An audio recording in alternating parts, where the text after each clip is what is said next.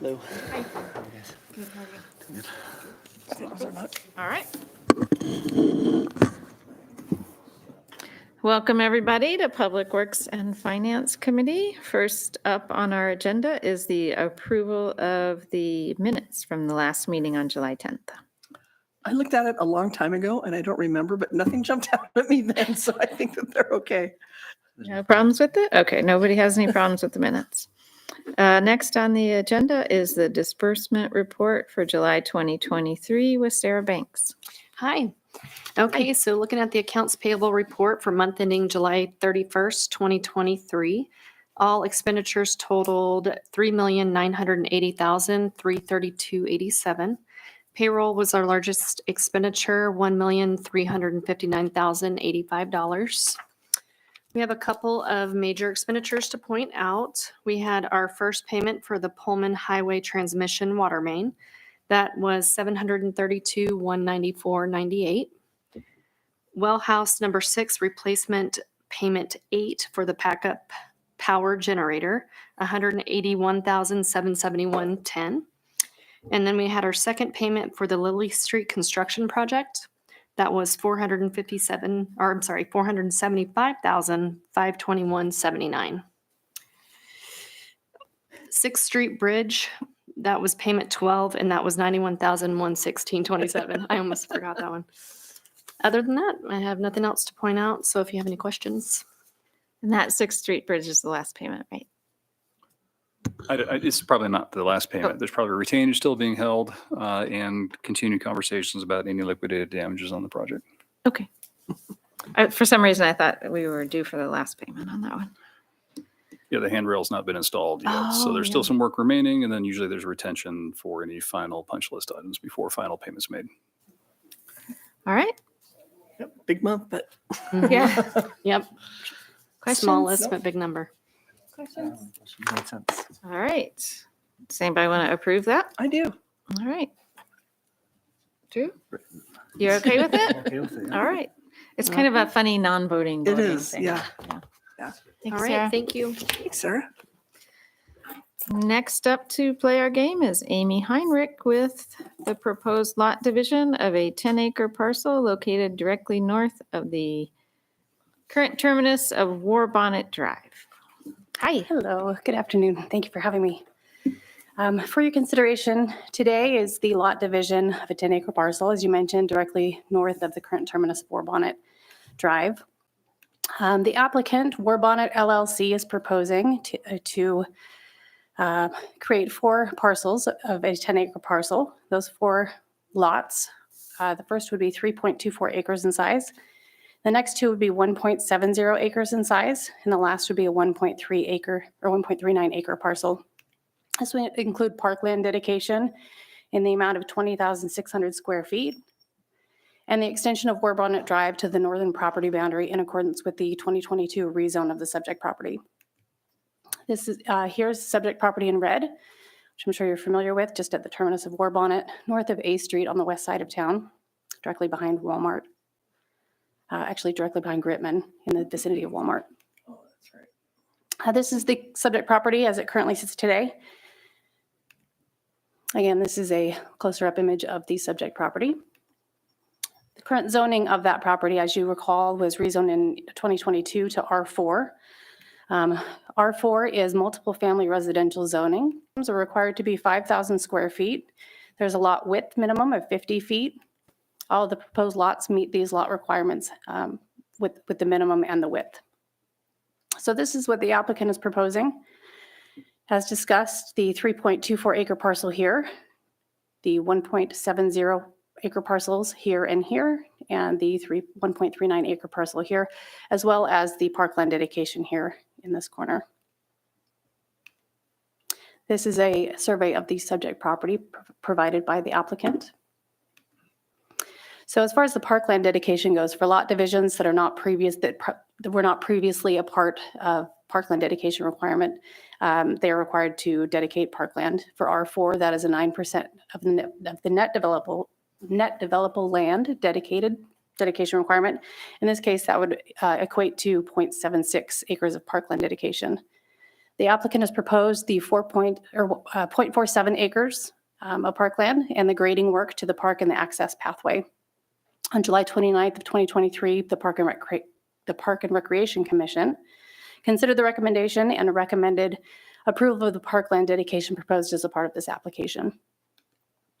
This is the parkland dedication proposed with the access off of the private street and the grading plan.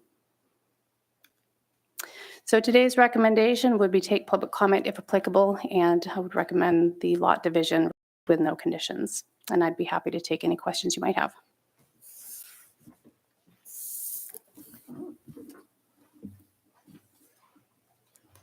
So they're required to do 0.76, but they have asked to do 0.47 for parkland. Is that right? That's correct. I believe it was due to topography. There were some challenges there on that site. And so included in that 0.43 acres, they've agreed to do the grading and the pathway to access the site.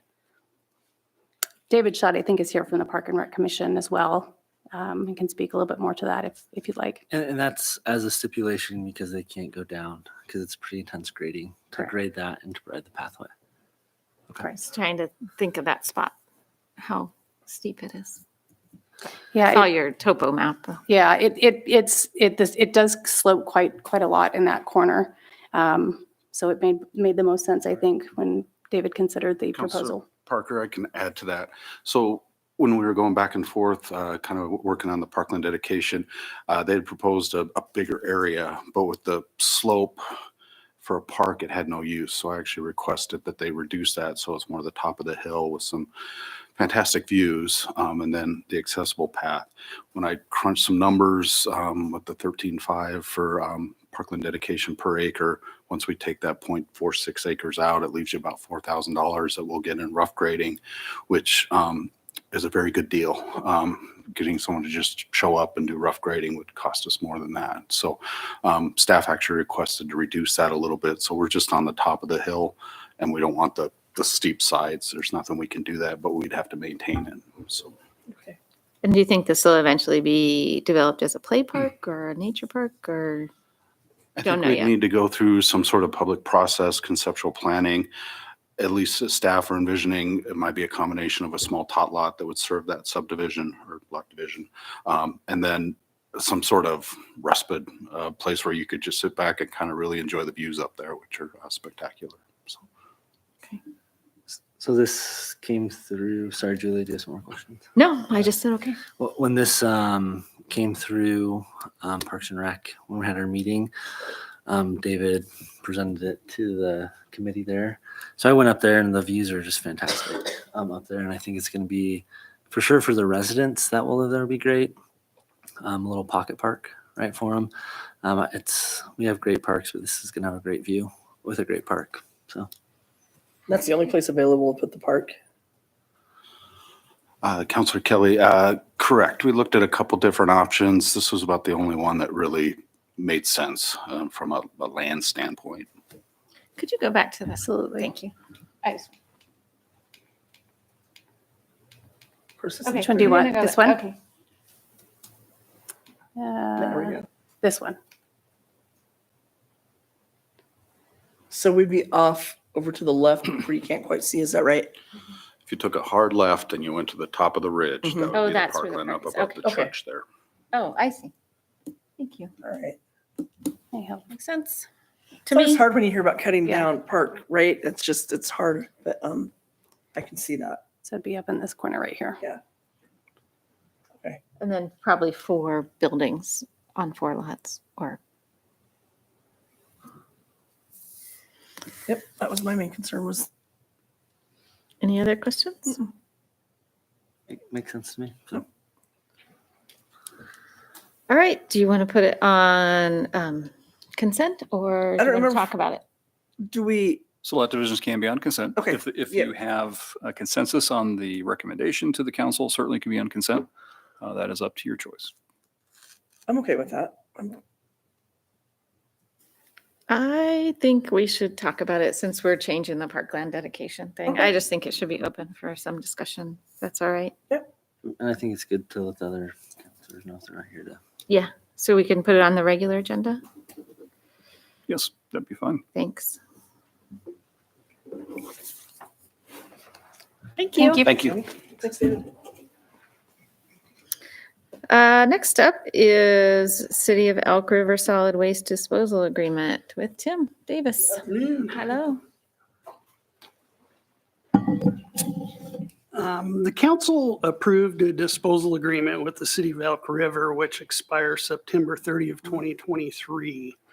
The term of that first agreement was very short. One of the reasons was to get all of our disposal agreements in sequence with the county and the small cities, which we've just renewed here in the recent past.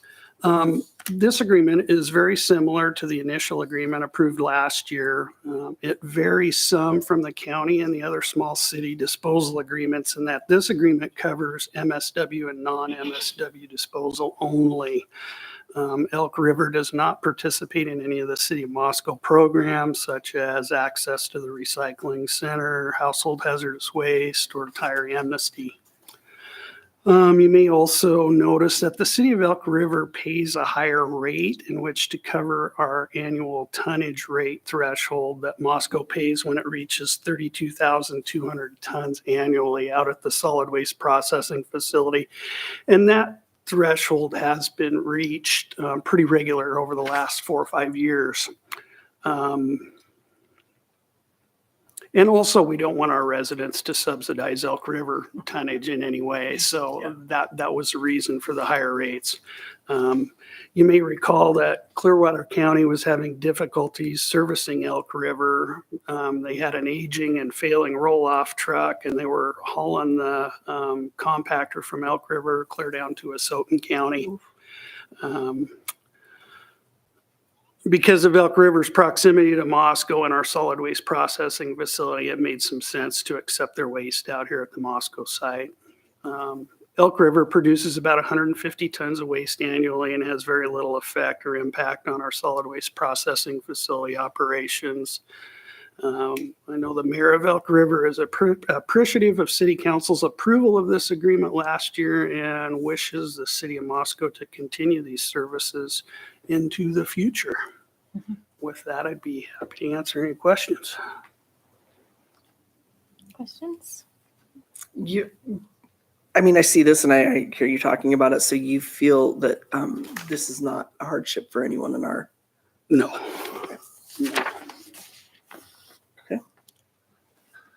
And it just makes sense more geographically to where they're taking the waste from Asotin to here. So just fuel cost in general. So, Yeah. Yeah. All right, would you like to put that on consent agenda? Consent, yeah. All right, Thank you. thank you. Very good. Thank you. And next on our agenda is the Strategic Initiatives Grant Program with Alyssa Anderson and Scott Bontrager. You don't like our chairs? Oh, you have another person. We're a team of 3 today. Nice. Thought you were bringing your own. I did too. I'm like, well, no one picks those chairs, Yeah, but these- okay. Trust me, these are better. Coming. Good afternoon. I'm just going to kind of go over the program guidelines, and then Steve and Scott will talk to you about the proposed project. So we had a similar funding opportunity through the state. It was back in 2017-18, and it helped us do a similar type of project they're going to describe then. So this is one-time funding that the state puts out to help the local governments maintain their existing roadways. And we fall within the category 2, and attached to your packet, I had the guidelines, but that's basically for areas with less than 50,000 in population. And the goal of the project is to mitigate any impacts to the state highways and improve their local roads, that type of thing. They want us to talk about some of the economic benefits of these, which we certainly have. One of the great things about this project or this program is that there's no match required. And for us, we're able to take some of the projects that we've been saving for in the capital projects budget and and get them done and move them forward. So it's not only an impact there that saves us money, we can take some other projects that were on that list and move those to a shorter time period. So Scott and Steve will go over with you what they are proposing to do with the up to $2 million. It's funny, I feel like being like, yes, money for roads. Doesn't get much better. But we want to hear about your plans. So just kind of a basic map. Bottom right. See a little bit better. So this is the asphalt slurry seal locations we've been doing since 2011. It's hard to see the legend up there, but we've hit it about, 5-6 times in different locations. We're planning for this, since the approximate cost to do slurry, which is most basic type of maintenance. It keeps the good roads good. It's something you do about every 7 to 10 years. It's essentially kind of like a 1/4 inch slurry of sand, oil, mineral aggregate type material. Since it's about $2 a square yard, we're planning on doing about 100,000 square yards to cover about 200,000 for that one. Just kind of some pictures and reminders, kind of what the road looks like before, as they're putting the product down, and also kind of the condition of the road that they're putting this on. And kind of a before and after of a neighborhood with that. Then for this one, asphalt rubber chip seal, which is also what we're starting this Friday in various neighborhoods around here. We're planning on spending around 300,000 of the 2 million, since this is about $12 a square yard.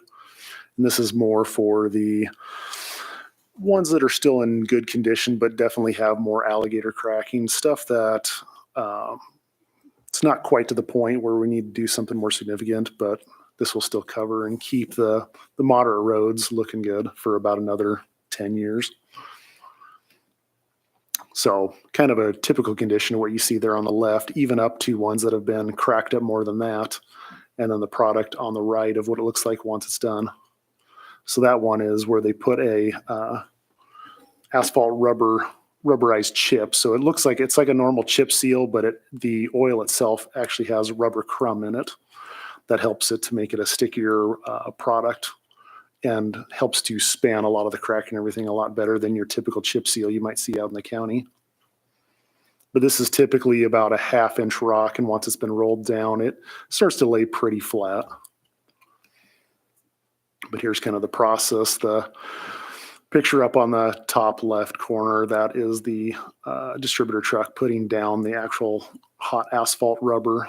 And then down on the lower right is the truck dropping the pre-coated chips down onto it. And then afterwards, it's rolled in place. After everything's finished, they'll come back and actually put a fog seal over the top of it after a couple days to kind of help seal everything up. Then of the last ones, these ones are currently in our capital plan of the 3 upcoming grind and inlay projects. These are the ones where it's actually the full grinding out 2 to 3 inches of roadway and putting it back. So first one is D Street, which is a little more significant than the other two. And this one has a price tag of about $700,000, which a portion of that includes pedestrian ramps, which have to be replaced with this level of pavement preservation.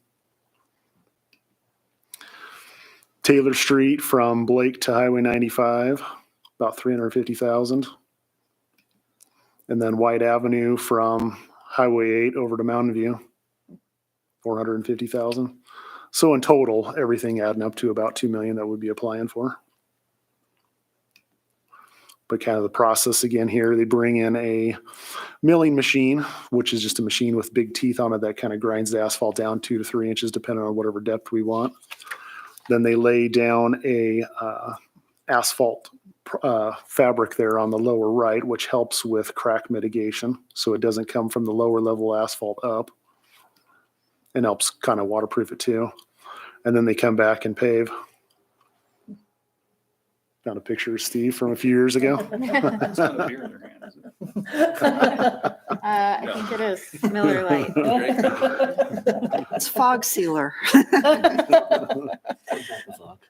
So the nice thing about this program is that moves relatively quickly as far as the approval process. Our applications due September 1st, and then it talked about who the different boards are for scoring. So ours would be the our local District 2 and some other folks. And then it goes to the ITD board in October, and we should know by the end of October if we're That is approved. fast. Yeah, and so, this would, if we were awarded, it would be summer season next year. But that would give us time to plan for it and be able to move those projects forward on the CIP. Any questions? Is this an all or nothing kind of grant, or is there a possibility they might go, nah, we're going to give you 500,000 instead? It just depends upon how many people apply. Last time we were fully funded, but we didn't ask for all that we could get last time. It was up to $1 million last time, and we just, with staffing and everything we had going on at that time, we asked for 544 and we were fully awarded, I think.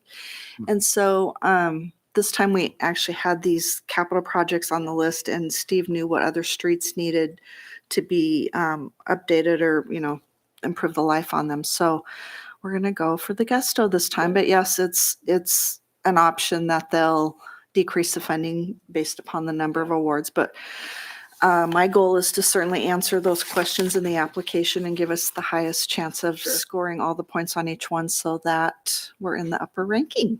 Great. Not to toot our This makes horn, me but happy. we did score the highest. We were the second or third highest on our application last time. And Nice. I had Talking. Nate and I were the team then. So Great. Yay. I just have I understand the process and how it works. And next, are you guys doing any more of this summer with existing money that's happening, or? Well, there's continued maintenance going Yeah. on, but as far as the asphalt rubberized chip, that's just the project coming up later this week. Okay.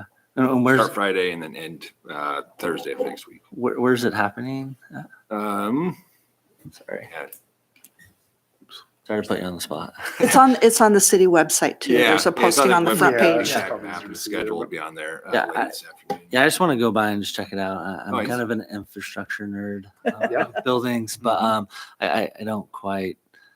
I understand how it works, and I get the process. I just it makes a lot more sense when you go in person and see people doing it. I just kind of want to check it out Yeah. and take a look at it. So I'll check it on the website. And I so. think it's getting updated in case there's any delays or whatever. I think Brittany's updating it on a regular basis to make sure that we're providing the most recent information. Well, no, that's good, and I'll just swing by at lunch or something, and just be an innocent bystander, just observing the work. So You're supposed to bring cold drinks. cold drinks. Miller Lite? Yeah. Yes, inspection. Well, yay. As much as I would love to hear all this again, I think we can go on consent with this. Yeah, I But it's imagine happy. that everybody will be happy with it. Yep. So we are going to recommend approval to apply for the Strategic Initiatives Grant Program in the amount not to exceed $2 million, because that's the maximum amount you can apply for. If we went to 3, we wouldn't say no. So Yeah. Cool. Good Thank luck. you. Thank you.